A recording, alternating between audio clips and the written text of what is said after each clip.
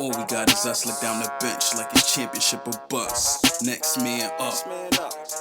All we got is us look down the bench like it's championship or What's up, y'all? What's up, y'all? Welcome to New York Liberty Fan TV. I am your host, Rem. I'm here with good news. Liberty weathered the storm and win. We win and we move to 17-5, the best start in franchise history. But before we discuss any further, I'm going to need y'all to do me the solid. Hit that like button, hit that subscribe button, turn on your notifications for New York Liberty Fan TV, presented by Bucket for Bucket Podcast.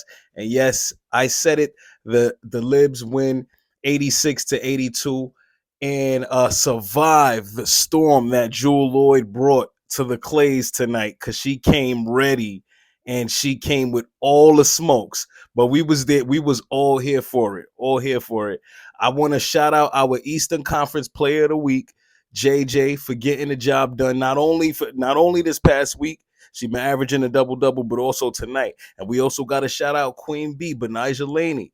Been doing the damn thing, shooting about 54% this month, and putting in a lot of work, getting into her own bag. So that's dope. I love to see it. The top performers of tonight were Jewel Lloyd and Sabrina Ionescu. I could kind of interchange that, but Sabrina had a triple double tonight. So we gonna throw the 12s up, because she went 12, 12, 12 and got us the dub, hit some key free throws at the end. But Jewel Lloyd, like I said, she got that Mamba in her too. And these are two are like Kobe proteges. These are two beastly players right here going at it.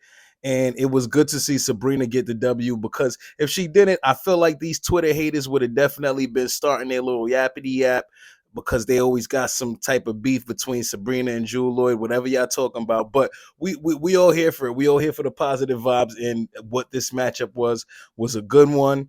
You have to make Jewel Lloyd be a volume shooter if you want to beat her. And I think that's what we did in the second half a little bit. Definitely spiced it up, because in the first half she had 21, and she, like I said, she was just coming for pure blood. We did not have the game in the first half. I think we were down by 7 points or 10 points, and the lead got as crazy as 18 points. We got into that third quarter. That third quarter was extremely flat. But one thing that I do want to point out, they did not shoot their first three-pointer in the third quarter until like the final 2 minutes. And it didn't go in. We shot horribly from three tonight. We only hit 10 threes, 10 of 35, shot 28% versus their 36. They're not a great three-point shooting, defending three-point shooting team, and we're supposed to be the best. And we were only able to get 10 up tonight. But one thing that really helped us tonight was the rebounding. We beat them by 12 on the rebounds, 35-47. And that's a huge testament to our ECF Player of the Week, JJ, because she had 17 boards. She was 5 shy of her career high. And I believe the 17 was also her season high. So that was huge. And then we had 12 bounds from Sabrina. To get 12 bounds from one of your guards is amazing. She's one of the best rebounding guards in this in the W, and we have to acknowledge that.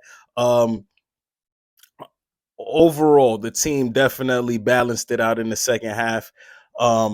Just to go around the box score a little bit, Benijah, because we got to talk about Benijah Laney, man, what she's been doing for this team in the absence on games where maybe Bree might not have it going, maybe Sabrina might not have it going offensively, but she's taking on that role. She's hitting the three ball, she's putting the ball on the floor, she's getting to the basket, and she is finishing, especially with that left. She has such a left hand. So y'all have to acknowledge that Benijah Laney is putting in great work, and she's doing it on both sides of the floor. She's a two-way player. Let's not forget that Queen Bee is a two-way player. She had 3 steals tonight, and when you need her the most, and especially in the second half, she definitely locked in on Jewel Lloyd and helped out with that. Then we got Beef Stewie, Brianna Stewie. Brianna Stewie had 22.7 rebounds, an assist. But what I want to point out the most is those 3 blocks. She came ready. She came ready to defend that paint. Ezzy and them, they very active, but she really came and she defended our glass. And JJ, 13 points, 17 rebounds, 2 assists, a steal, and 3 blocks. I told you it was hard to choose a player of the game. I still necessarily haven't chose a player of the game. I just highlighted Sabrina's triple double, but I would have to say JJ is the player of the game again because she also hit that big three to tie the game up in the fourth quarter. I know you didn't call bank, JJ. I know you didn't call bank, but we don't care that you ain't call bank. That was one of the biggest shots of the night, and we needed that. We needed that. I screamed at my TV. I'm like, we don't need that shot. And then she shut me up and she hit the shot. So I was hyped. I was hyped about it. Big shot, JJ. We needed that. Sloot didn't have a great game, but you know what Sloot does? She does the general like activities for us that we need as the best general in this league. Our league leader in assists. She had 10, 4, and 6 assists, and a steal, and she was putting in that work. I have to speak about MJ. MJ Marine Johannes off the bench. These past two games, she has woken up. She scored 10 points off the bench. She had a rebound, an assist, and then she had 3 steals. Marine Johannes' activity, the way that she plays basketball, is fun. It's electrifying. We love to see it. And she has the dimes too. She got the dime. We have some of the best passers on this team. Please tell me if I'm wrong. Let me know if we don't have.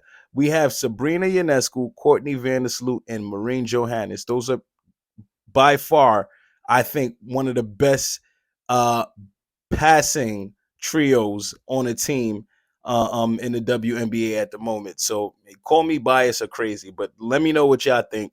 Let me know what y'all think.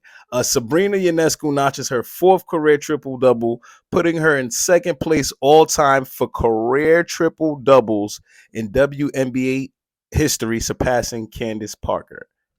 That's dope. That's pretty dope. That's pretty dope.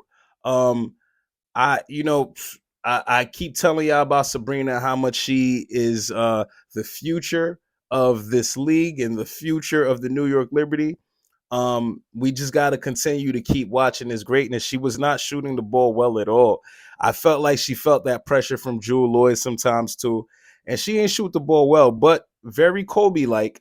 When Kobe wasn't shooting the ball well, or when other good superstars are not shooting the ball well, they do other things. They get people involved, they rebound, they play defense, and that's exactly what Sab did. She played defense, she rebounded the ball. She was a rebound shy of her career high. She dimed 12 assists. She got 2 steals. Like, she was active in other ways, and that's what helped. That really helped us. And then in those final 2 minutes, with her driving to the basket, attacking, forcing them in foul trouble, that was huge. So shout out to Sabrina Ionescu for putting in that damn work. Who else do I need to shout out, man? Because this was a good game. This was a great game. They literally weathered the storm. All pun intended. We are 4-0 against Breonna Stewart's a former team, the Seattle Storm, this season, and we kind of just put a zip in that. Put a zip in that. I think that might be the final matchup. I'm not sure, but because there's not that many teams, but that was it. That was it. But if the Liberty are on a 4-game and 6 nights schedule right now, especially with the schedule change with the game that was postponed against for Minnesota. So we have to definitely watch out for that. We have 2 more games this week. I definitely will pull up to one of those 2. I said I'll be at the Aces game, but I'm gonna pull up to one of these 2 games this week, just so I could talk to y'all, I could chat with y'all, I could chop it up and see how y'all feeling about our ladies, and also just to take it all in. We up. This is our best record in franchise history at 17-5, best start, and that's not where we're trying to stop. We're trying to continue and keep this going. So next stop, we are staying at the Clay, staying home to host the Atlanta Dream. And then Friday night, we're hosting the Minnesota Lynx. So looking forward to that. Our Liberty at 17-5. I will drop the standings for you. I will drop some stats, let y'all know what's up, whatever pictures I could put in. But you already know the vibes. Our New York Liberty, number 2 in the WNBA, number 1 in the East, getting ready and prepping up for that Commissioner's Cup game coming on the 15th of August. So you know we got to get ready for that. So without further ado, before I close this off, I'm going to end this with some quick buckets because there was some games going on tonight. While and there's actually a game going on right now. Quick buckets. The Phoenix Mercury get they didn't get smacked really, but they lose to the Atlanta Dream. Our next matchup, 78-65. The top performers were Gustavsson at 19 points, 8 rebounds, and assists, and Alicia Gray with 12 points, 5 rebounds, and 3 assists on the Dream. The next game we have, this was closer than expected. The Las Vegas Aces, they defeat the Chicago Sky 107-95. The top performers in that game was Chelsea, the point guard Gray, with 22, 6 rebounds, and 9 assists. And then Kalia effing Kappa, 37.6 rebounds, 2 assists. And I'm sure y'all gonna see that clip going viral of Becky Hammond saying ABC, anybody but Copper. She didn't want to see Copper hitting no open threes. So y'all know the vibes. And then the last game I'm gonna talk about is the Connecticut Sun.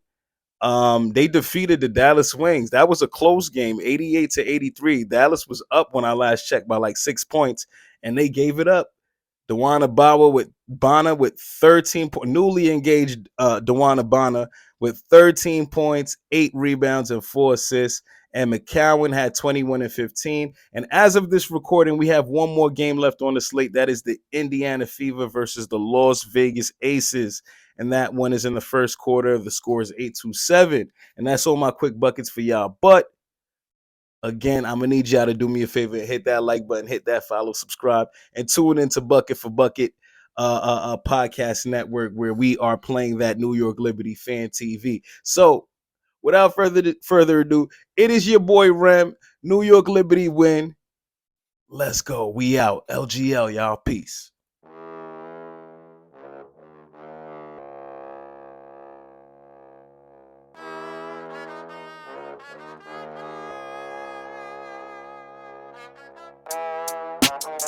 All we got is us look down the bench like a championship or bust. Next man up. All we got is us look down the bench like a championship or bust. Next man up.